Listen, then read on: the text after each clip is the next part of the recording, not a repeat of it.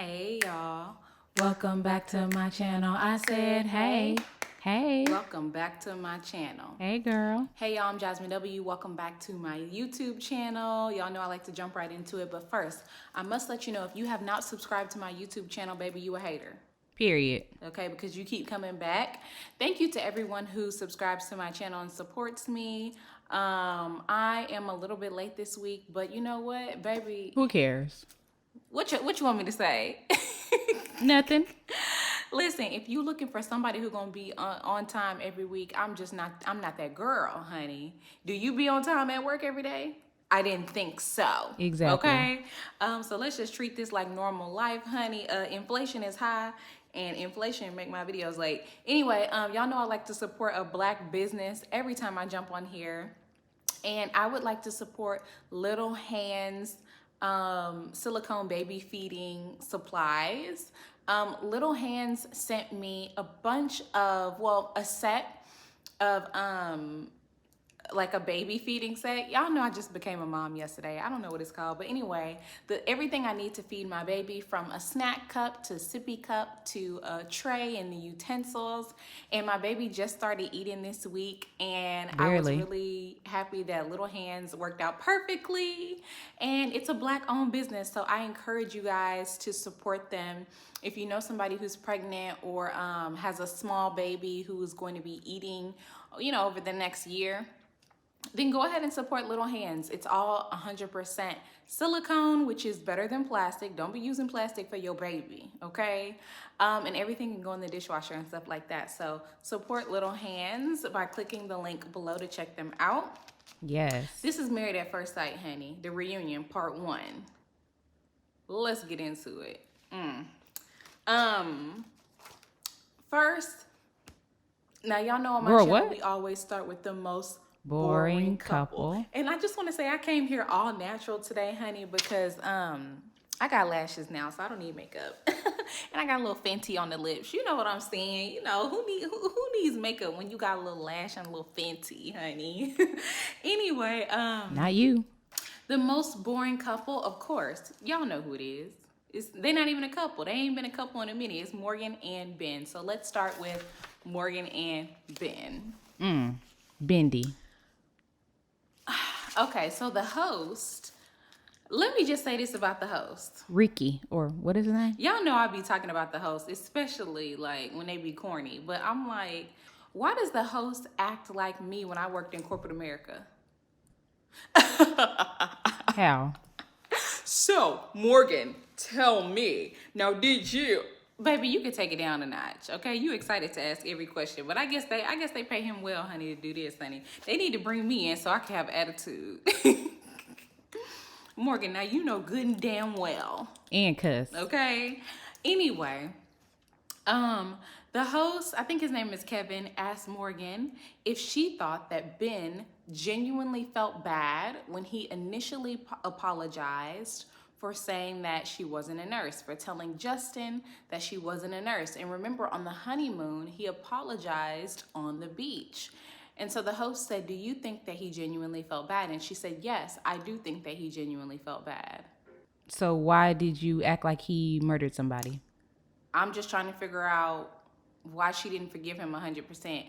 But I guess he did it again, I guess. Listen, here's the thing, and I said this throughout the season. Binh went to Justin because the producers be encouraging the couples to talk to each other. We have scenes where Justin's talking to Nate, where, the girls are chatting. The producers encourage the couples to reach out to each other. Plus, they're the only people in this process that they can talk to about their relationship, really. I don't know what you expect him to do. How do you say, yes, I understand that Binh needs people to talk to about their relationship. I just wish it wasn't Justin every single time. Oh, so instead of just talking to one designated person, you'd rather him spread across the whole group? You would have been even more mad. Right. It's just really not making sense to me, honey. It's not making sense. This was blown way out of proportion, and I think it's because Morgan, a lot of y'all said Morgan want to be with her ex. Her ex don't want to be with her. Let me tell you something. If her ex wanted to be with her, they would be together. Exactly. He don't. So a lot of people say it was because of that. I think it was just simply because Morgan is not ready to be married and she's very insecure. That's what it was. Binh was a really good catch. He was good looking. He was smart. He had a great personality. He was sort of happy-go-lucky, which you want somebody positive like that. You know what I mean? He had a great body. What was wrong with him? You be with him. I think she started to feel insecure and she sabotaged this relationship. That's what I think. But what do I know, honey? I'm only Dr. Jazz. But anyway. She's not a real doctor, y'all, okay? Anything that she says in this video is not to be taken seriously. It's comedy. I wrote down Morgan did Binh a favor at the end of the day. Now Binh is his self-esteem is shot. He came in feeling really wonderful about himself. Now he's talking about, yeah, I still have some inner work to do. You know, I need to heal my inner child. I do agree. If Binh feel like he need to go to therapy, go to therapy. But Binh is a great catch. So I don't understand what the problem is, honey.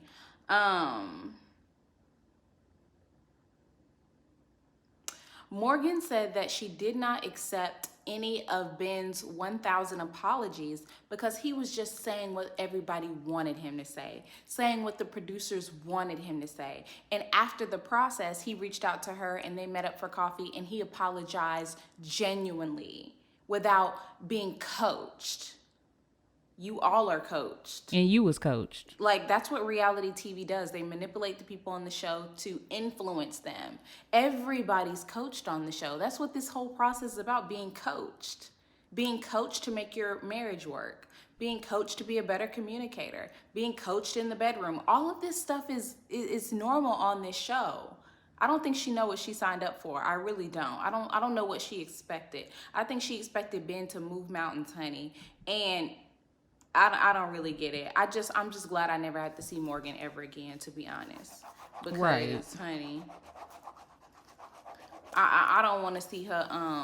I don't want to see her stumble around like The Rock anymore, honey. Anyway, I'm over it. Let's move on to the next couple. Oh, thank goodness. Now let's move on to Miguel and Lindy. Lindy dash Lynch dash Garcia. Huh? Girl. I don't know their last names. Anyway, when we started the episode, the reunion with Morgan and Lindy's relationship, I wrote down, I see Lifetime is also starting with the most boring couple. Okay.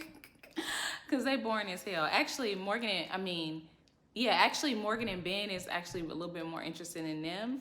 But yeah, they boring. But I will say that Lindy looked absolutely gorgeous and Miguel looked great too.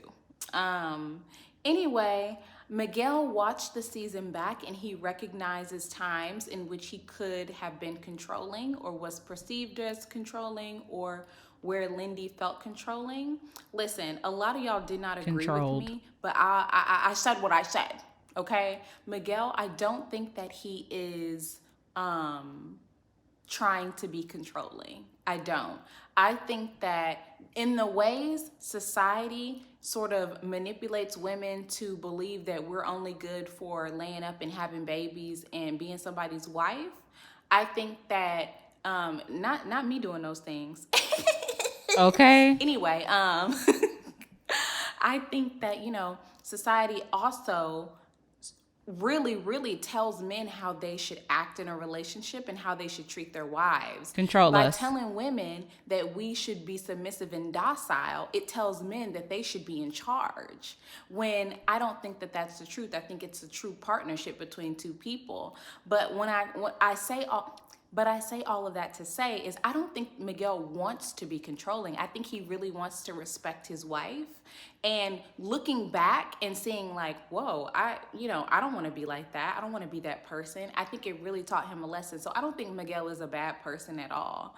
And, you know, I'm not an expert because this is not my community, but a lot of times in the Hispanic or the Latina community, there's machismo. So a lot of times people will say that it takes work for men, not only in the Black community, because we know we have work, honey, but in Latin communities as well, to break down the way that the machismo culture has affected men or whatever. So hopefully I said that right. But if we have somebody who's Latino or Hispanic in the comments, go ahead and let us know, honey, because I would love for y'all to just, correct me if I'm wrong, but I don't think I'm too wrong on that. Anyway, But let us know, honey. All right. I wrote down Miguel is doing the work. You can really tell he wants to be a really good husband and he wants to make Lindy happy, which I really love that about Miguel. I think he really do want to make her happy. I actually think their relationship is going to work because he want to be with her so bad. I think Lindy likes Miguel as well. I think she really cares about him. But I wrote down, while Miguel is doing the work, what is Lindy doing? Thinking about Miguel doing the work. Because Miguel's working on better communication, not being controlling, making Lindy the equal partner, compromise, and Lindy working on herself. Yeah. She working on her own personal growth, honey. That sound like me, honey. Baby, I'm working on my own personal growth. Jazmyn, what you doing in your relationship? Honey, working on my personal growth, child. I'm like, what? Lindy, what are you doing for the relationship, though? Are you working on the relationship at all? No. No? Okay. What relationship? I think Lindy has a lazy spirit. Ooh, okay. I'm not saying she lazy. I think she has a lazy spirit. We saw it when the baby was introduced into the relationship. She didn't want to do any work. I think when it comes to the relationship, she doesn't want to do any work. I think she what?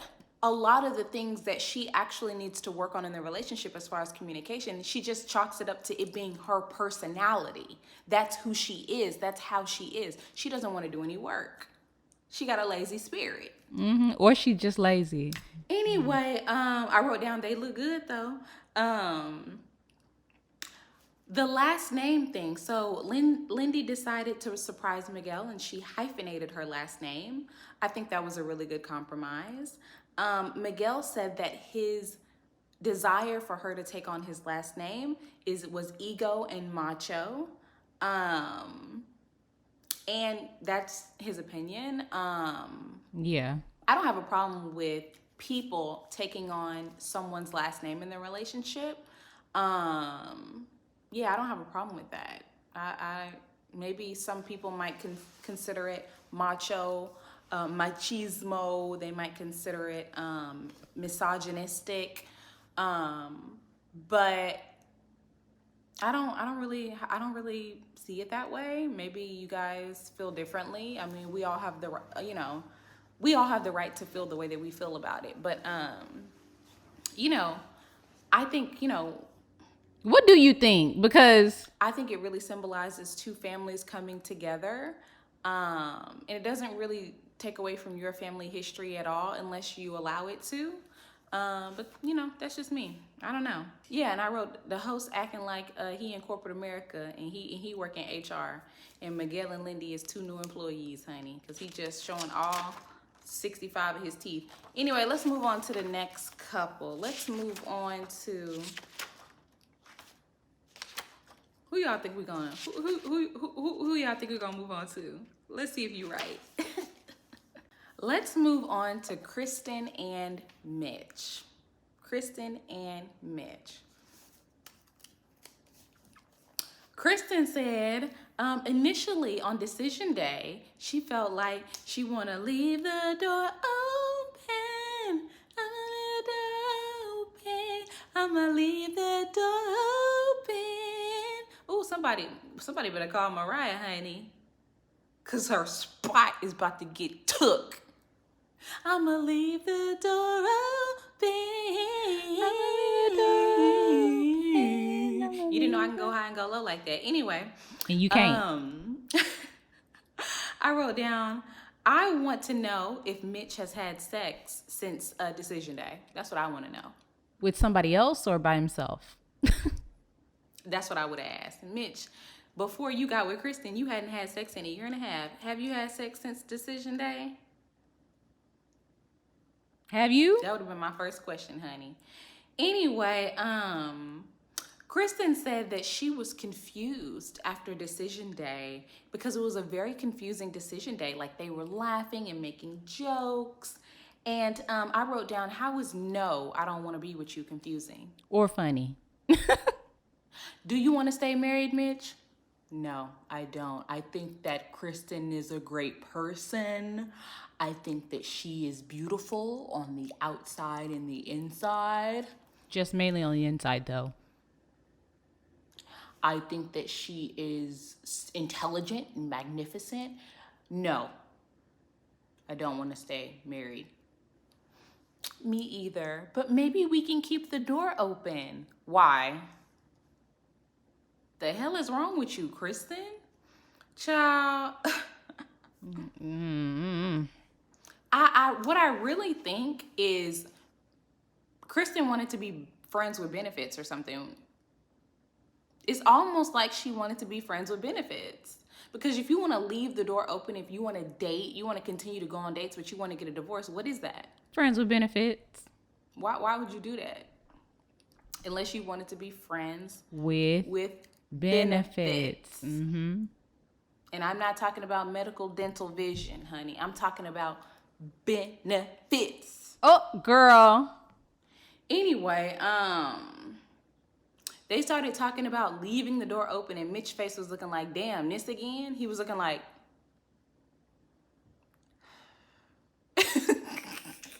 He made it very clear that he did not want to leave the door open. Very clear. And she was still confused about it because she has low self-esteem and she don't know how to say no. Listen, baby, all you got to do is tell me you don't want to be with me once. A half of once. 0.5.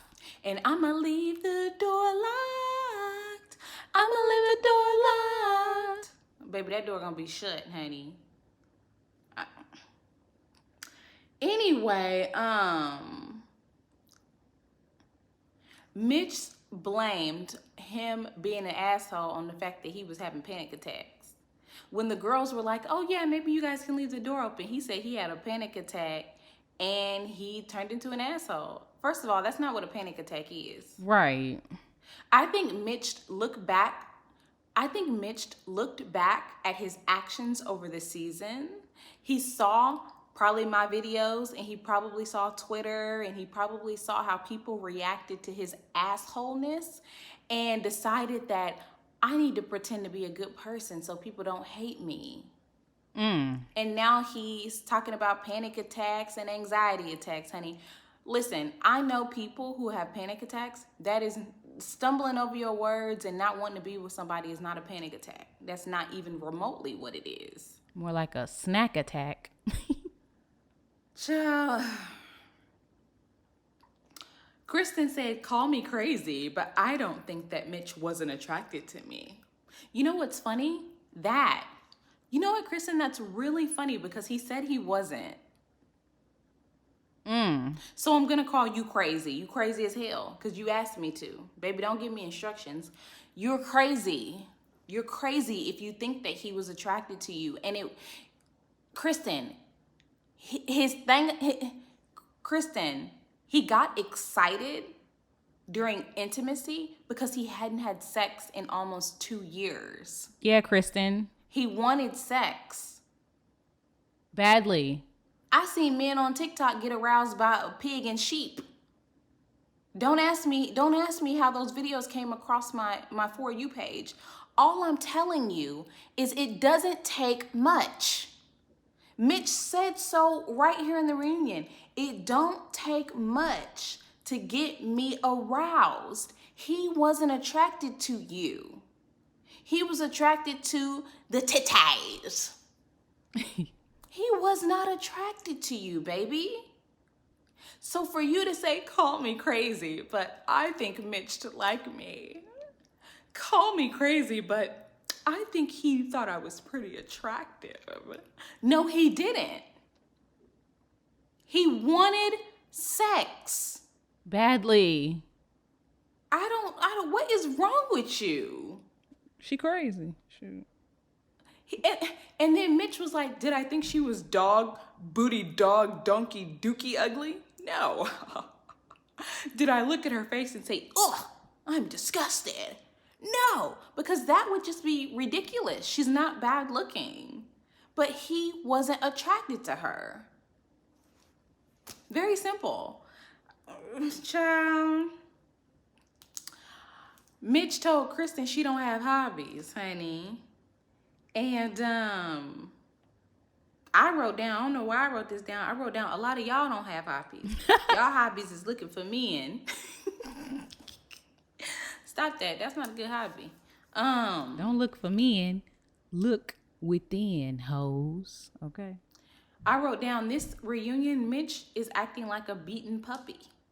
Oh, I thought you was gonna say bitch. He just doesn't want to get in trouble. He just doesn't want to be a bad person. He just wants to be agreeable and have an amicable relationship. And he wants everybody out here in America to know that he's a good guy. He's a good person. I'm a good person. I'm a good person. A good person. I'm a good person. Like Alyssa. I'm a good person. That's one thing, honey, about black people is if you don't think I'm a good person, we be like, I know I'm a good person. Fuck you. It could be Chris from last season. He could be the worst person. I know I'm a good person. I'm a good person. No, you not. Anyway, Okay. No comment because I don't want y'all coming for me. I'm clearly not editing this. Mitch said that on the trip that they had, that he still had concerns about the relationship. And Krysten was like, wait, I'm going to stop you right there.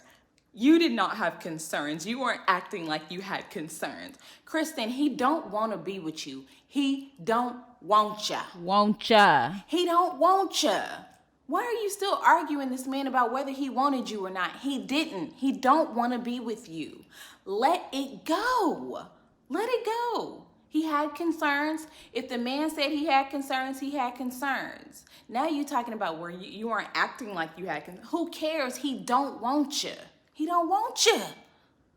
Jeez Louise. Oh my goodness. And Krysten said, when Mitch said, no, actually, I had concerns, overall concerns, but blah, blah, blah, blah, blah. Krysten, I got to see your funny side. I really love that. She goes, that's all that I was looking for. That's all she's ever looking for is a compliment. That's all she ever wants. I think Krysten needs to work on her self-esteem. It shouldn't be Lindy and Binh working on themselves. It should be Krysten working on their healing their inner child and her self-worth. Because as long as a man is saying one or two good things about her, she's all in. Right. All you have to do is compliment her once a week and treat her shitty the rest of the week. Compliment her on Sunday, treat her shitty the rest of the week, and she's in. She needs to work on that because that's all that I was looking for. That's all you're ever looking for, Krysten, is a compliment. Compliment needing ass Krysten. That's what I'm going to name her.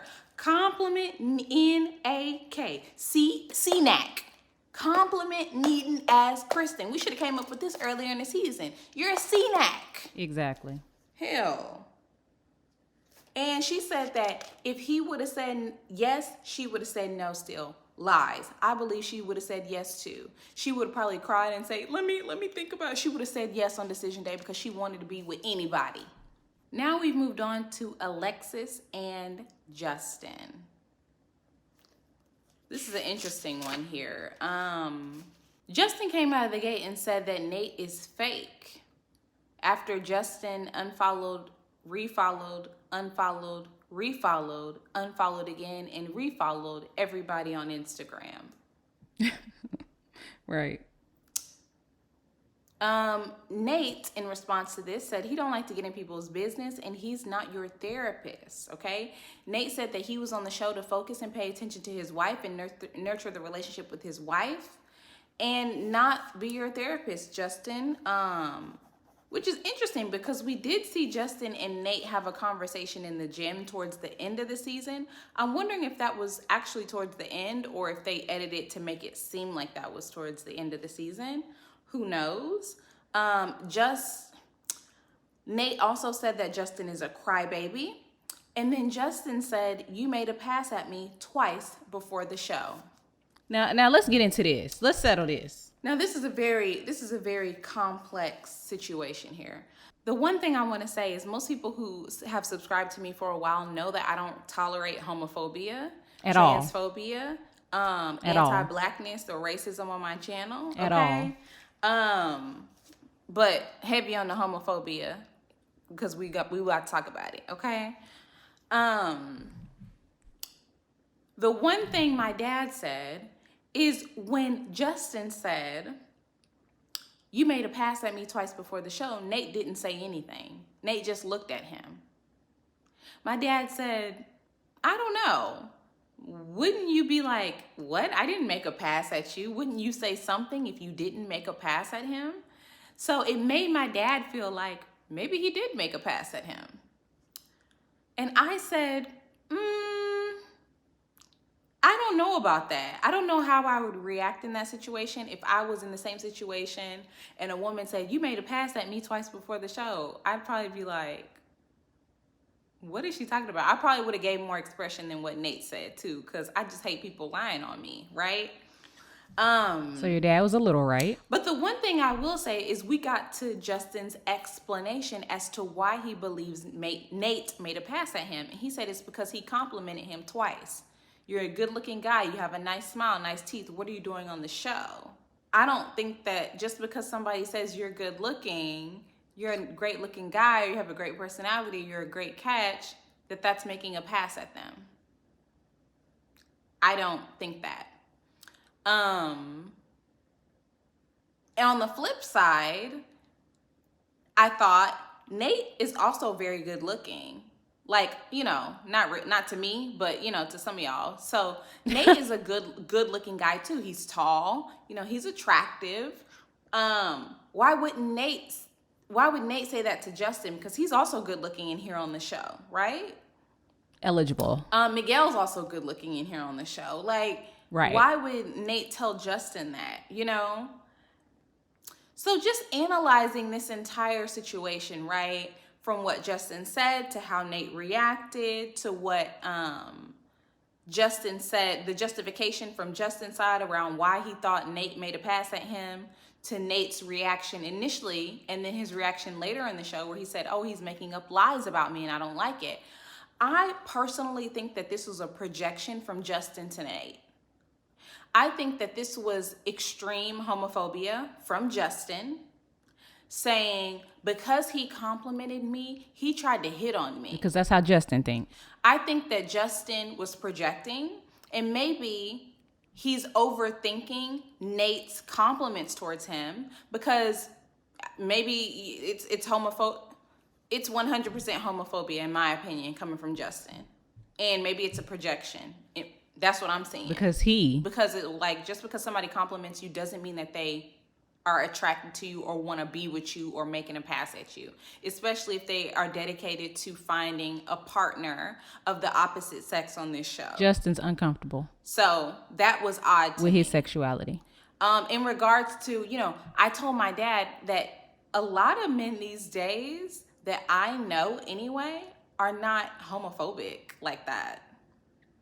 I told my dad, like, a lot of men are way more mature than people in your generation. So just because Justin said you made a pass at me, Nate was probably like, what is he talking about? Like, there's no reason to get up and be all boisterous about defending his sexuality, because he said he's comfortable in his sexuality, right? So that to me was like, hey, I feel very confident and comfortable in my sexuality. I did not make a pass at him. That's why I also think that it was Justin projecting. I don't think that Nate made a pass at Justin. I think that Justin probably needs to figure out, his own sexuality. Because just because somebody compliments you, just because a man compliments you, don't mean that he want to be with you or he's making a pass at you, Justin. I think he needs to unpack that. Deeply. Anyway, I wrote down Justin needs help. From professional. He's projecting, and he pushed Nate to the limit because he continued to tell lies. I wrote down Alexis probably don't want kids because she has one already, and his name is Justin. Okay. When the host asked Justin for additional explanation as to why simple compliments would make him believe that Nate was trying to holler at him, he said, because it made me feel that way. It made me feel because of the way that it made me feel. And I wrote down, it made me feel gay. Exactly. It would take a lot for me to believe that somebody is making a pass at me more than compliments. So, especially from somebody, like, it made you feel gay, Justin? Is that what you wanted to say? Yeah. or made you feel uncomfortable? Why? I really think Justin needs to unpack that, honey, because Justin is the one who's fake as hell to me, to be honest. So he's very uncomfortable in his skin. And he also seems like a really big liar because everybody on the show is fake to him. Nate was fake, Krysten was fake, Alexis was fake. Miguel was fake, Lindy was fake. Everybody was fake. Be who you are, Justin. Be who you is. Justin and Alexis told each other that they loved each other a lot throughout the season. Remember, I want y'all to go back and watch episode 1 of my review or episode 2 after they kept telling each other they loved each other on the honeymoon. The faster you fall, the faster you fucking fall. I don't know what the saying is, but y'all are dumb and immature. Yeah. Oh my goodness. They consummated their marriage on the honeymoon. I don't know why Alexis was so reluctant to say, yeah, they had sex. I know that Justin apparently wanted to keep it a secret for whatever reason. Who knows? And she said, okay. And she said, whatever you say, Justin.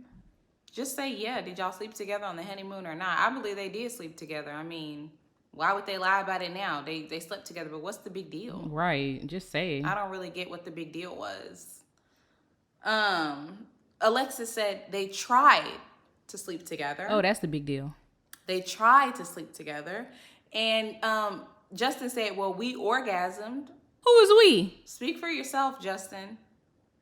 Speak for yourself. I think Justin probably didn't want to say anything about them engaging in intercourse during the honeymoon because he didn't perform well. Again, his sexuality is coming up again. Yeah.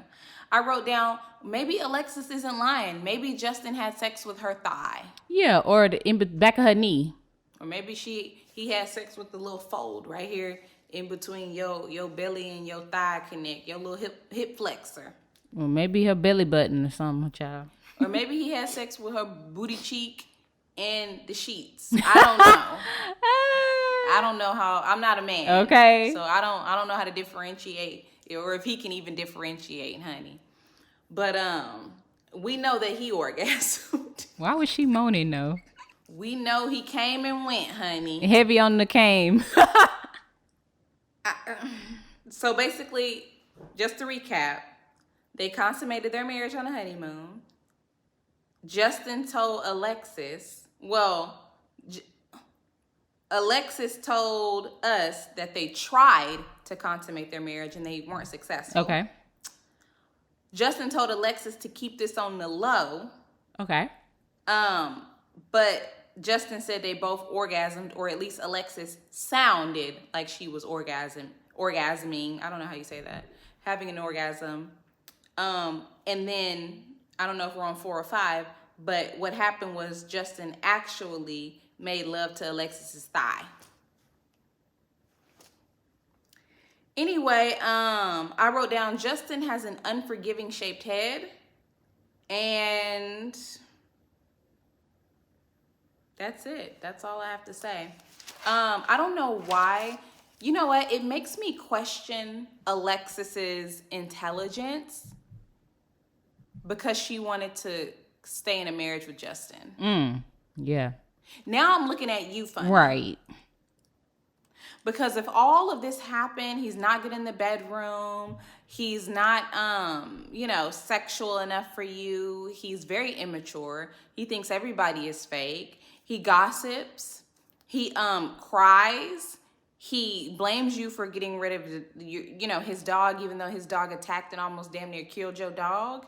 What does he even do for a living? Like, all of these things. Now I'm looking at you, Alexis. At this point, I'm looking at you. And you're still coaching him through being mature and being emotionally intelligent here at the reunion. Because he got up and acted like he wanted to start fighting with Nate over the fact that Nate hit on him. Right. Why would you fight? What is it?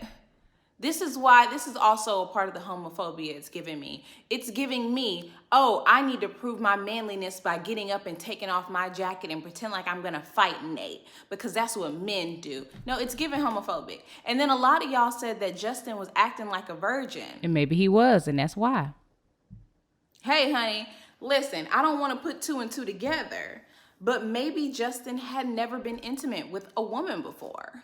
It's starting. I mean, it makes sense. I don't know. I don't know what to think, but all I will say is the fact that Alexis was willing at the end of this season to stay married to Justin and still even talk about in this reunion that she loved him and stuff like that. I'm looking at you now. Now you ain't got it all to me. Right.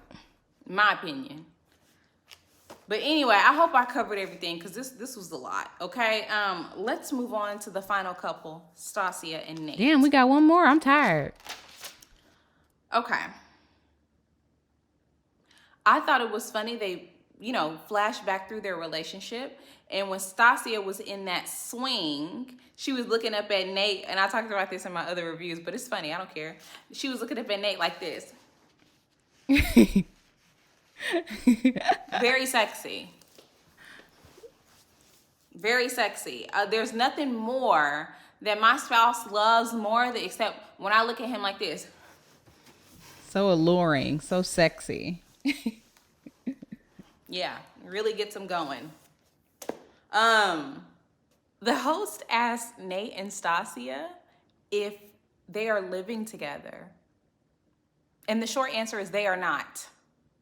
It won't be. Nate said that he still has his place downtown and she lives in the suburbs. Yeah, Nate, because she owns a home. And Stacia said they spend time 2 weeks at her place and two weeks at his apartment. That's a lie. I don't believe that. I don't believe it. Nate was asked how many more months he has on the lease. He says 8. Is it just me or is that a brand new lease? Yeah, a lease is 12 typically. I wrote down, conservatively, if Nate was paying $2,000 a month, keep in mind, this is San Diego, California, people. Okay? He probably paying more than that. But if he was paying $2,000 a month for his rent, that is $16,000 a month he is wasting. Keeping an apartment just so that he can feel comfortable. Nate does not want to be with Stacia. At all. He don't. Nate and Stacia are not a good match. You mean to tell me over the next 8 months you are going to waste 20 grand, including utilities and stuff? You're going to waste 20 grand. 20 grand that you could be investing into Stacia's house. Right. All because you want to stay comfortable and have your own place downtown. That's how bad he don't want to be with her. This makes 0 sense. 0 sense. They're not a match. They're not a match. I wrote down they don't live together. They don't. Nate says Stacia is beautiful. She's smart. She's everything that I'm looking for. She just lives far. He don't want her. Listen, Nate said one thing that I really called out as a red flag during the reunion. He said that Stacia is everything that he's looking for in a wife. Why wouldn't he be attracted to her? Now, I want to put a pin in that, like my pastor in growing up in church used to say. Let's put a pin in that for a second. Go ahead and mark it. We'll come back to it. That would be, for me not to be attracted to her, that would be crazy. I wrote down that is very odd verbiage. Very odd. I could not imagine my partner saying, Jazmyn, she's smart, she's beautiful, she's funny. Why wouldn't I be attracted to her? That's not something you say when you're married to somebody. Mm-hmm. You say, why wouldn't I love them? Why wouldn't I want to be with them? Why wouldn't I want to spend the rest of my life with them? Right. The fact that he used the word attracted leads me to believe he's not attracted to Stacia. Exactly. It was like, I don't know if this is a definition of like a Freudian slip, but this was like his inner feelings coming up. It's like, why wouldn't I be attracted to her? I don't think he's attracted to her. I don't think he's attracted to her. And it may not be physical. It may be her personality or the way she treats him. We see that they argued a lot over whether he appreciates or whether she appreciates him. It could be that. But I don't think Nate is attracted to Stacia. I said it multiple times over this season. This confirmed it for me, though. That verbiage is not the correct verbiage for somebody who is in this situation right here. I couldn't imagine, Miguel saying that about Lindy. Why wouldn't I be attracted to her at this stage? You know what I mean? I hope y'all are understanding what I'm saying. It's just, just to say why wouldn't I be attracted to her is something you say at the beginning of a relationship, not at this point. It's like, why wouldn't I want to be with her? You know what I mean? That's like a we've only been on a few dates sort of comment, And the more you get to know somebody, the deeper your feelings grow for them. So the attraction is just it's a very small thing. Attraction is just like, basic. It's very surface level. You know what I mean? Get into this, Dr. Jazz. Anyway, I wrote down, there's no spark between them. Yeah. No fire. And Nate said, she's my little baby. That was so fake. That was fake as hell. She my little baby. And Stacia goes, y'all, what? Yeah, you ain't got to lie, Craig. You ain't got to lie, Craig. Why is you doing all this lying? The host asked Stacia if Nate has told her that he loves her yet.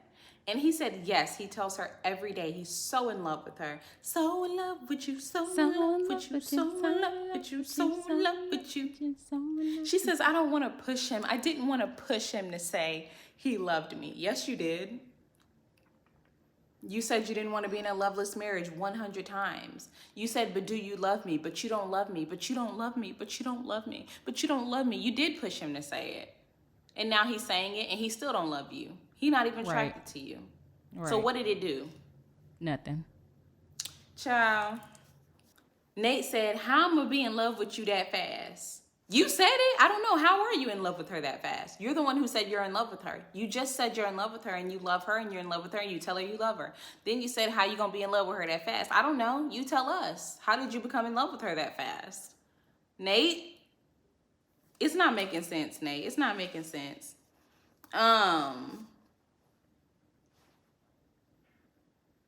Stacia says that the way that she looks at a relationship is that if Nate cooks one day out of the week, she said, great, you cooked one day, but we got to eat 7. That's terrible. I'm going to tell y'all a secret. That is a terrible way to view your relationship. Yes, it is.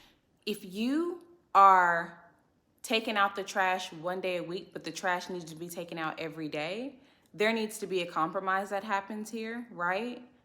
But not appreciating the one day that your partner takes out trash is a problem. If you don't even appreciate the one day that they cook and say that we have to eat 7, you're not going to get to having your partner cook 50% of the time if that's what you want. Stacia has the mentality of a lot of men these days. They think that because they make money and they provide, that they don't have to do much else. And they expect a lot from their partner. When in reality, it takes compromise on your part. It takes you to be fun, to be around. It takes a lot of negotiating and a lot of balancing to have a happy and successful relationship, in my opinion. The way that you get your partner to do more things for you is to appreciate the things that they currently do. And some people may not agree, but that's the truth. My opinion, but yeah. Listen, I'm not a cooker, but if I cooked once a week and my partner really loved and appreciated the fact that I cooked and did the dishes and thanked me and talked about how good it was, I wouldn't have a problem cooking more. It makes me feel good. You know, if we ate together and we have conversation over the meal, the whole experience is just really pleasant, isn't it? Don't you, when you be like, you know, if they said, can you cook like twice a week? I'd be like, okay, I could probably make time to cook twice a week. Yeah, especially if you're doing the dishes. Shoot. If your partner, bought you a bag and you're like, I really love this bag, and you just took it everywhere, and you wore it and you liked it, you know what I mean? And you told your partner, thank you, I really appreciate this bag, this is very cute, I love it. The next time your partner's out, whether they're in the country or out of the country, and they see a bag, they might be thinking, my spouse really loved that bag I got them. Let me see if they're gonna like this one. Ooh. Like, it's just the more you feel appreciated, the more you want to do for your partner. So if you don't appreciate the one thing that your partner does, they're never going to do more, or they shouldn't, because you don't even appreciate this one thing I'm doing. So why would I do more? On the flip side of that, I think that here's the one thing I will say that's very common with men. Stacia mentioned that Nate took her jet skiing, and he was like, I planned the whole jet skiing date, and she was like, that's not something that I wanted to do. He wanted to do it, so I did it with him, but I wasn't interested in doing that. I think that that's a very valid point. I think that you have to plan things not only that you want to do, but that your partner wants to do as well. But I think it just depends on, is he constantly planning things that only he wants to do? Well, I think if that's the case, you have to speak up. And this is specifically about men. Men are not mind readers, okay? They are not that bright. Period. Okay? They can't do it. You have to say, you know what? I really enjoyed this. Next time, can we do something like X, Y, and Z? You have to say what you want to do. Right. Say what you want to do. They don't know.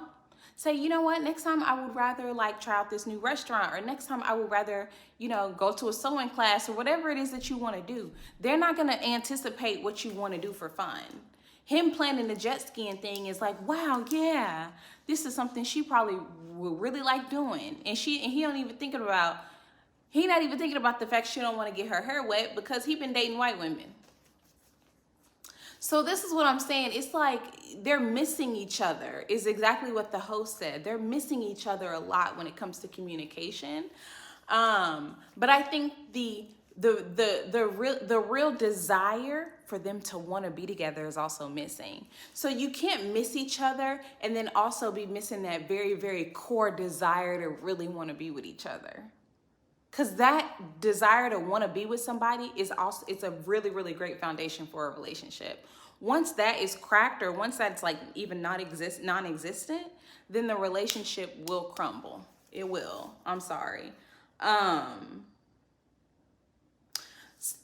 the end of the episode, Stacia said that she wants to have kids, within the next year. And I wrote down, how are you going to have kids within the next year? And his lease is 8 months. Right.